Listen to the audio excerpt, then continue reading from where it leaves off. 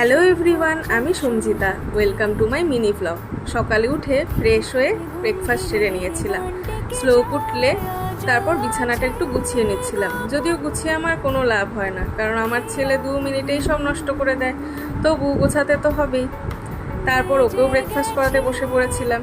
আজকে রান্না হচ্ছিল কাজুরি মাছ। রিসেন্ট না এই মাছটা আমার খুব ফেভারিট হয়ে গেছে, তাই এটাই বেশি হয়। আর পাবদা মাছটাও হয়। আর বেশি মাছ খেতে না আমার ভালো লাগে না। আমি ওই 4-5 ধরনের মাছই খাই, সব মাছ খাইও না, তাই এটাই হয়। তারপর দেখো আমার ছেলে ড্রেসিং টেবিলে সব জিনিস নিয়ে এসে বিছানায় রাখছে, আবার দিয়ে আসছে। এই করে করে সব জিনিস হারাবে, ওর থেকে সরিয়েও রাখে জিনিস, আবার উপায় থাকে না, আবার রাখতে হয়, আবার নেয়। তো এটাই চলে। তারপর আমিও ওকে স্নানটা করিয়ে দিয়ে আমিও স্নান সেরে নিয়ে পুজো দিয়ে খেতে বসে পড়েছিলাম। আজকে হয়েছিল সাথে কাঁকরোলের পুর। কাঁকরোল পুর না এভাবে শুকনো মেখে খেতে ভীষণ ভালো লাগে।